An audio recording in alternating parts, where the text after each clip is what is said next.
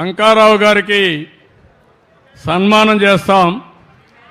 నేను మా యొక్క ఇక్కడ అనంతరాములు గారు ఉన్నారు, మా ప్రిన్సిపల్ కన్జర్వేటర్ ఆఫ్ ఫారెస్ట్ ఉన్నాడు. ఇదే మరిగా ఏదైతే ఫారెస్ట్ సర్వీస్ ఒకటి ఉంది, ఐఎఫ్ఓ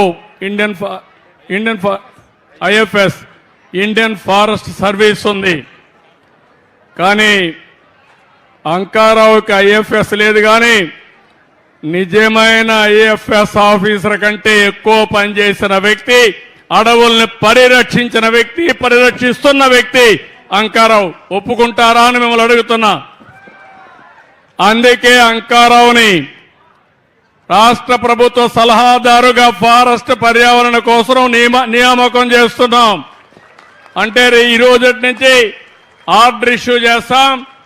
ఆయన నల్లమలై ఫారెస్ట్ కాపాడతాడు, ఆయన ఆలోచనలన్నీ అమలు చేస్తాడు, మేమిచ్చే స్ఫూర్తిని కూడా తీసుకుంటాడు. డిప్యూటీ సీఎం గారు ఇచ్చే ఆదేశాలు తీసుకుని నల్లమలై ఫారెస్ట్ కాపాడమే కాకుండా రాష్ట్రం మొత్తం ఈ చెట్లు నీ ఆశలు ఏవైతే ఉన్నాయో, ఇంతవరకు నువ్వు మాటల్లో చెప్పావు, నువ్వు సింగిల్గా పోరాడావు, ఇప్పుడు ప్రభుత్వం పూర్తిగా సహకరిస్తుంది.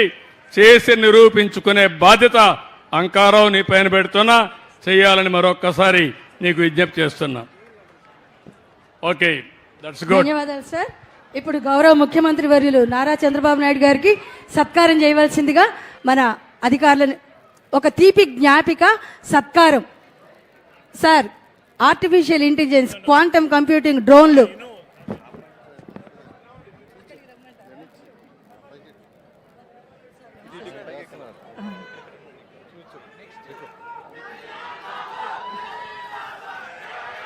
తదుపరి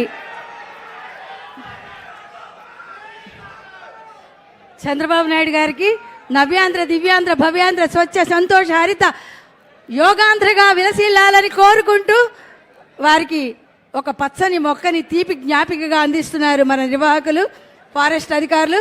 ఇప్పుడు మన ఉప ముఖ్యమంత్రి వర్యులు నిర్భయత్వం, నిష్కపటత్వం, నిర్మలత్వం, నిర్భీతి వారి సొంతం శ్రీ పవన్ కళ్యాణ్ గారు అంజనాపుత్రులు, వారికి సత్కారం.